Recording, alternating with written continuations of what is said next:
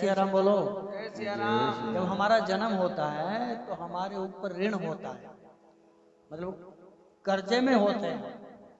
तो 3 प्रकार का ऋण हमारे शास्त्र बताते हैं कि देव ऋण, ऋषि ऋण और पितृ ऋण। तो 3 प्रकार का ऋण हमारे ऊपर होता है, और जब तक हम इन 3 प्रकार के ऋणों से मुक्त नहीं हो जाते तब तक जीव को कहीं पर भी शांति नहीं मिलती है। मतलब यदि शांति चाहते हैं, सुख चाहते हैं जीवन में, तो उनको इन 3 प्रकार के ऋणों से अवश्य ही मुक्त होना चाहिए।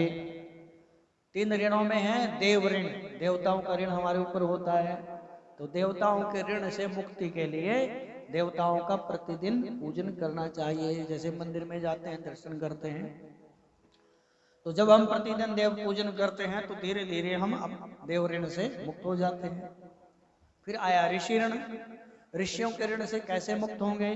जो आपको गुरु मंत्र मिला है, गुरु मंत्र का ज्यादा से ज्यादा जप करें, समय समय पर यज्ञ हवन इत्यादि का अनुष्ठान करें। जो हमारे धर्म ग्रंथ हैं, चाहे वो गीता जी हैं, भागवत जी हैं, पुराण है, रामचरितमानस है, जितने भी हमारे सदग्रंथ धर्म ग्रंथ हैं, उनका पठन पाठन करना चाहिए। जब हम उनका पठन पाठन करते हैं, उनको पढ़ते हैं, सुनते हैं, तो पढ़ाते हैं, तो हम धीरे धीरे ऋषि ऋण से मुक्त हो जाते हैं। तो तीसरा ऋण होता है हमारे ऊपर पितरों का ऋण। पितृ ऋण से मुक्त होने के लिए माता पिता की खूब सेवा करें। यदि माता पिता प्रसन्न हो जाते हैं तो उनके देवता भी प्रसन्न हो जाते हैं, उनके भगवान भी प्रसन्न हो जाते हैं, और पितृ देवता भी प्रसन्न हो जाते हैं। क्योंकि माता पिता के अंदर भगवान के दर्शन करें। माता पिता के प्रसन्न होने से भगवान नारायण को बड़ी प्रसन्नता होती है, भगवान महादेव बड़े खुश होते हैं। आपने एक दोहा सुना होगा कबीर साहब का है कि पत्थर पूजे हरि मिले तो मैं पूजूं पहाड़, ताते ये चाकी भली पीस खाए संसार। अरे ऐसे पत्थर के पूजने से भगवान थोड़े ही मिलते हैं।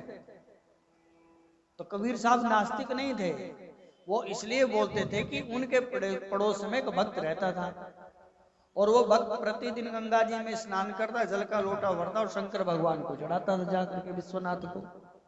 लेकिन जो घर में शिव और पार्वती यानी माता पिता साक्षात वहां पर शंकर और पार्वती बैठे हुए हैं, उनका कोई बात नहीं मानता था उनको। मतलब माता पिता उससे बड़े दुखी रहते थे, माता पिता की सेवा नहीं करता था। और हमारा जो हमारी स्मृति है, शास्त्र है, वो यही बोलते हैं कि माता पिता की सेवा पहले, भगवान बाद में, क्योंकि माता पिता में भगवान के दर्शन करने चाहिए। तो कबीर साहब उसको देख करके बोलते थे कि वो कहना यह चाहते कि माता पिता की सेवा करो, उनकी आज्ञा का पालन करो, उनको संभालो, वो जरूरी है, विश्वनाथ की पूजा तो बाद में भी हो जाएगी। इसलिए उसको सुना सुना करके बोलते थे कि पुत्र पत्थर पूजे हरि मिले तो मैं पूजूं पहाड़। यदि छोटे से पत्थर यानी शंकर भगवान को अभिषेक करने से आपको भगवान मिल जाते तो मैं बड़े बड़े पहाड़ों की पूजा करूंगा, उससे जल्दी भगवान मिलेंगे। तो उसको सुना करके वो कहते थे। तो माता पिता की खूब सेवा करनी चाहिए यदि हम पितृ ऋण से मुक्त होना चाहते हैं।